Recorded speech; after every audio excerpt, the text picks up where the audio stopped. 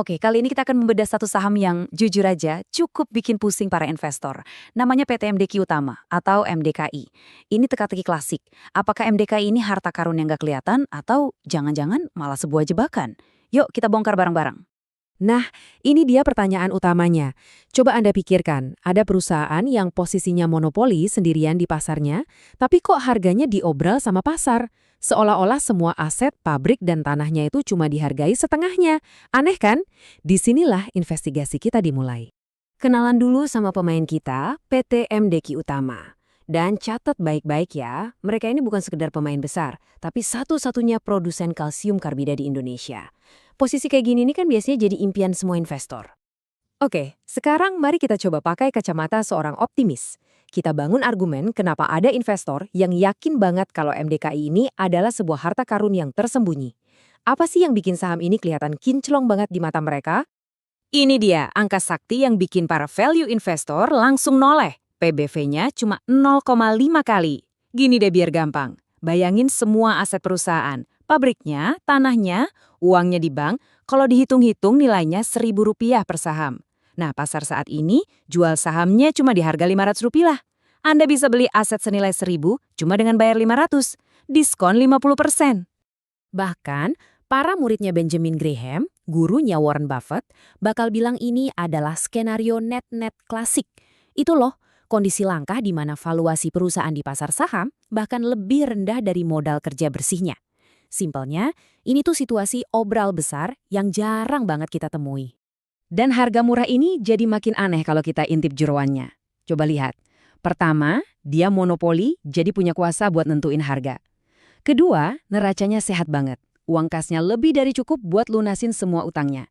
Utangnya sendiri hampir nol. Artinya risiko bangkrutnya kecil banget. Plus, mereka ini rajin loh bagi-bagi dividen ke pemegang saham.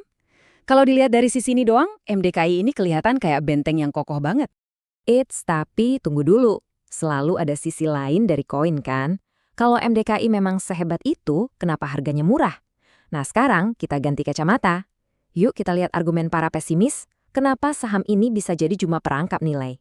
Nah, slide ini pas banget buat gambarin dilema utamanya MDKI. Di satu sisi, kalau impor turun, itu peluang emas buat mereka kuasai pasar lokal. Tapi, di sisi lain ada ancaman abadi dari produk impor Tiongkok yang harganya bisa lebih murah. Inilah pertarungan yang mereka hadapi setiap hari. Dan, ini salah satu biang keladi kenapa pasar ragu. Lihat deh grafik labanya.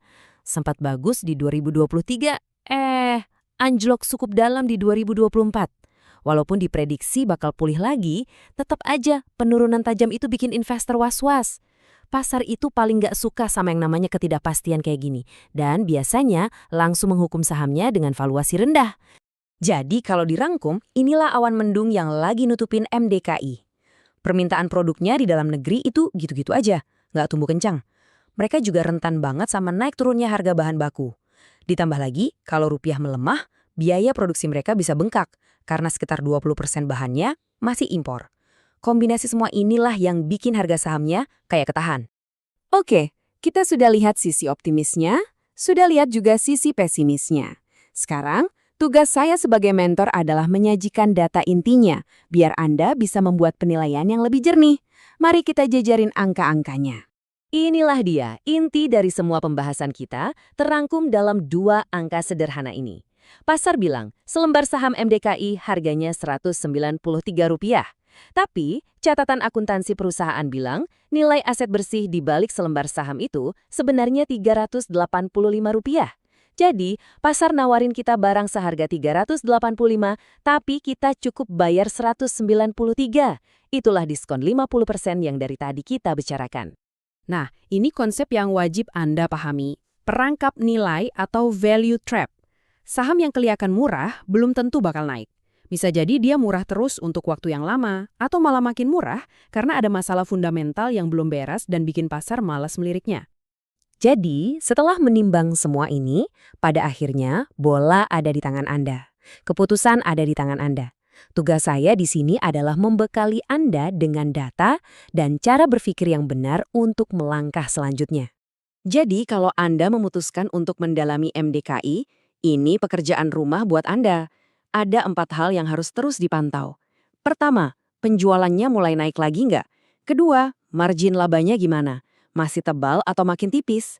Ketiga, mereka masih setia nggak bagi-bagi dividen? Dan yang terakhir, intip terus pergerakan harga bahan bakunya. 4 hal ini bakal jadi kompas Anda. Sebagai penutup, kita kembali ke pertanyaan awal kita. Apakah pasar saat ini sedang melakukan kesalahan besar dengan memberi harga obral pada sebuah perusahaan monopoli yang keuangannya sehat? Atau jangan-jangan pasar justru sangat pintar karena sudah memperhitungkan semua risiko yang ada? Nah, jawabannya ada pada analisis dan keyakinan Anda masing-masing.